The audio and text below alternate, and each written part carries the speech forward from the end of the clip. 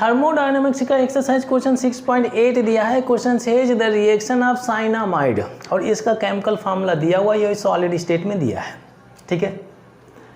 With dioxygen, oxygen gas O2 gas was carried out in a bomb calorimeter. अब देखिए bomb calorimeter का application क्या होता है भाई, enthalpy change for combustion reaction हम कैलकुलेट करते हैं। ये जो आपका एपरेटस है, ये जो एक्सपेरिमेंट है, इस एक्सपेरिमेंट में हम लोग कैलकुलेट करते हैं enthalpy change for combustion reaction. किसी सब्सटेंस को बर्न किया जाता है इन प्रेजेंस ऑफ ऑक्सीजन, उससे कितना एनर्जी रिलीज होता है, ठीक है, तो वो पार्ट हम कैलकुलेट करते हैं, ठीक है। तो bomb calorimeter and delta U का मतलब हो गया internal energy was found to be -742.7 kilo joule per mole, ठीक है। इंटरनल एनर्जी नेगेटिव वैल्यू दिया हुआ है, हीट रिलीज हो रहा है भाई, ठीक है। डेल्टा यू का वैल्यू दिया हुआ है। It says calculate enthalpy change for the reaction at 298 के, यहाँ पे अगर आप देखें टेम्परेचर कांस्टेंट है, 298 के यहाँ पर भी है, 298 के यहाँ पर भी है, टेम्परेचर कांस्टेंट है। कांस्टेंट टेम्परेचर पर आपको कैलकुलेट करना है इंथैल्पी चेंज, मतलब इंटरनल एनर्जी का वैल्यू दिया हुआ है और इंथैल्पी चेंज डेल्टा एच की वैल्यू आपको कैलकुलेट करना है। ये हो गया इंथैल्पी चेंज, ठीक है भाई। किस केमिकल रिएक्शन के लिए? इस केमिकल रिएक्शन के लिए, ठीक है। इस सब्सटेंस का ऑक्सीजन के प्रेजेंस में कंबशन हो रहा है, तभी तो CO2 वाटर गैस आ रहे हैं और नाइट्रोजन गैस भी एस्केप हो रहा है, ठीक है भाई।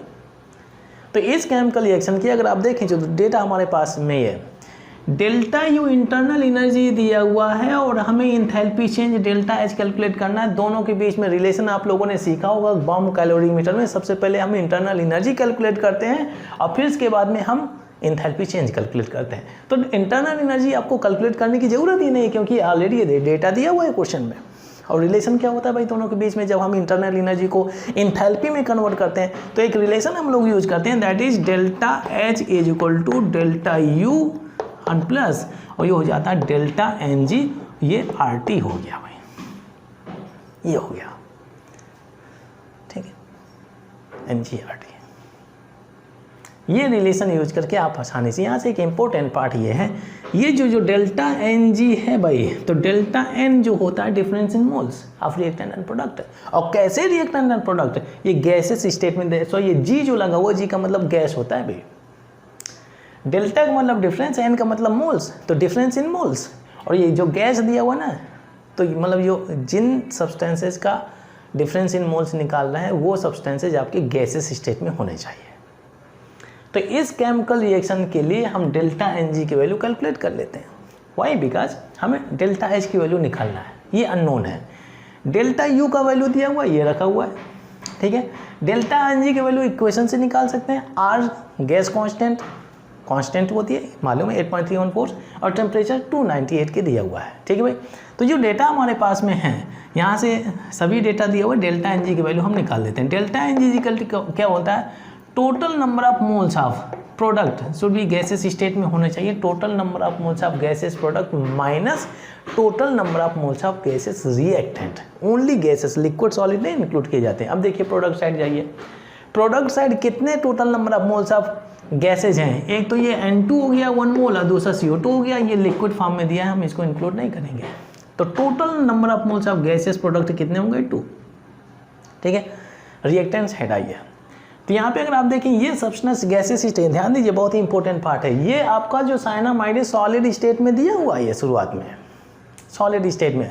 अगर आपको याद हो बॉम्ब कैलोरीमीटर में क्या होता है, सबसे पहले जो सब्सटेंस जो फ्यूल होता है सॉलिड स्टेट में ही होता है, उसका वेपराइजेशन किया जाता है, सब्लिमेशन। तो उसको जब करंट, इलेक्ट्रिक करंट पास किया जाता है तो उस सब्सटेंस का, उस फ्यूल का सब्लिमेशन हो जाता है, गैसेस स्टेट में कन्वर्ट हो जाता है। तो यही सेम साइनामाइड गैसेस स्टेट में बॉम्ब कैलोरीमीटर में कन्वर्ट हो जाता है। तो इसी वजह से इसका, इस सब्सटेंस का रिएक्शन दिया हुआ है, ना कि इस सब्सटेंस का। फिजिकल चेंज डिफरेंट है भाई, ये सॉलिड स्टेट में, ये गैसेस स्टेट में।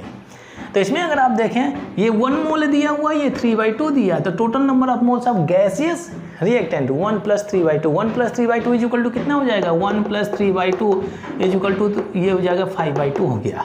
तो यहाँ से आप लिख दीजिए 5/2, 2 2 जब 4, यहाँ से 4 - 5/2 हो जाएगा, इज इक्वल टू -1/2 मिल जाता है, 1/2 हो गया। सभी डेटा मालूम है। चलिए डेल्टा एच की वैल्यू हम लोग कैलकुलेट करते हैं। Delta H is equal to delta U का वैल्यू क्या दिया, नेगेटिव दिया, जो नेगेटिव दिया ये साइन हमें यूज करना है। 742.7 और ये किलो जूल में लिख लेते हैं, किलो जूल में, ठीक है। ये हो गया प्लस डेल्टा एन जी का वैल्यू कितना मिला हुआ है भाई यहाँ से, -1/2, यहाँ पे कर दिया -1/2 कर दिया, मल्टीप्लाइड बाई आर का वैल्यू, ध्यान दीजिए जो आर का वैल्यू होता है R is equal to 8.314 and it joule per mole and पर केल्विन होता है। अब यहाँ पे अगर आप देखें तो इंटरनल एनर्जी की वैल्यू आपने किलो जूल में यूज किया, तो मतलब कि आर की वैल्यू भी आप किलो जूल में यूज करें ताकि इन दोनों को आप इक्वेशन में यूज कर सकें, दोनों वैल्यूज को सब्ट्रैक्ट करें, ऐड करें, कर सकते हैं। अगर ये डेटा आपका किलो जूल में, ये डेटा आपका जूल में, आप कैलकुलेशन नहीं कर सकते हैं, दोनों की यूनिट सेम है भाई। ग्राम और केजी को थोड़ी ऐड कर सकते हैं, केजी को ऐड कर सकते हैं, ग्राम को ऐड कर सकते हैं, तो इसी वजह से किलो जूल ये भी आपका किलो जूल में होनी चाहिए। तो इसको आप किलो जूल में कन्वर्ट करने के लिए 8.314 और ये आपका केजे, इसको मल्टीप्लाई कर दीजिए 10⁻³ और ये केजे और ये पर मोल और पर केल्विन हो गया। तो जब आप किलो जूल में यूज करेंगे तो आर का यूनिट 8.314 मल्टीप्लाइड बाई 10⁻³ इस वैल्यू को 1000 से डिवाइड करिए, तो किलो जूल में मिल गया। ठीक है, चलिए रखते हैं, मल्टीप्लाइड बाई 8.314, इसको कहिए तो मैं मोल लिख देता हूँ, ये मोल है भाई, 14 multiplied by 10⁻³ kilo joule per mole and पर केल्विन मल्टीप्लाइड बाई टेम्परेचर 298 के दिया, केल्विन पर केल्विन कैंसिल, मोल पर मोल कैंसिल, ये भी किलो जूल, ये भी किलो जूल, सिंप्लीफाई करिए हो जाएगा 2 1 जा 2, 2 4 जा 8 और 2 9 जा 18 हो गया। तो यहाँ से जो डेटा मिलता है 742.7 किलो जूल, ये नेगेटिव है, और ये हो गया 8.314 मल्टीप्लाइड बाई 10⁻³ और ये मल्टीप्लाइड बाई 149 और ये किलो जूल हो गया। चलिए थोड़ा कैलकुलेशन करते हैं। कैलकुलेशन के लिए मैं क्या करता हूँ, यहाँ पर मैं कर लेता हूँ, इस पोर्शन को मैं हटा देता हूँ, थोड़ा सा स्पेस चाहिए, ठीक है। 8.314 मल्टीप्लाइड बाई 149, ठीक है भाई, 149, 9 4 जा 36, ये 3 हो गया, 9 3 12, ये 1 हो गया, 9 3 जा 27, 28, ये 2 हो गया, 9 8 जा 72, 74 हो गया, मल्टीप्लाइड बाई 14 4 जा 56, डायरेक्टली मल्टीप्लाई करिए, ये 5 हो गया, एंड 14 1 जा 14, 14 5 क्या हो जाएगा 19 हो जाएगा, 1 बचा हुआ है, 14 3 जा 42 और 1 कितना हो जाएगा 42 और ये 43 हो जाएगा, ये 4 बचा हुआ है, 14 8 जा 112 और 112 प्लस 4 116, ये 16 हो गया, ऐड करिए 6 8 7, ये कितना हो गया 4 से 8 हो जाएगा, ये 7 6 13 हो जाएगा, ये 2 हो जाएगा 1 हो गया। डेसिमल देखिए भाई 1 2 3 डेसिमल यहाँ पे आ गया, ठीक है। अब देखिए 10⁻³ का मतलब क्या है, इस वैल्यू को 1000 से डिवाइड करना है, इसको 10⁻³ को क्या लिख सकते हैं अपन 1000।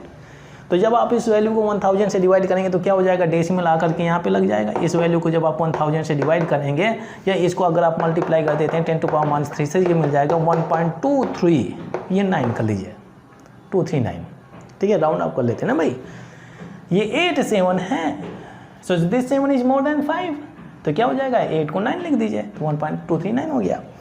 तो यहाँ से मिल गया -742.7 किलो जूल और ये माइनस क्या हो जाएगा भाई 1.239 और ये किलो जूल मिल जाता है, ऐड करिए तो ये 3939 तो हो जाएगा भाई 39 हो जाएगा किलो जूल, 72 क्या हो जाएगा ये 9 हो गया डेसिमल, ये 21 क्या हो जाएगा 3 हो जाएगा और ये 74 सेम रहेगा, -743.939 और ये किलो जूल मिल गया किलो जूल।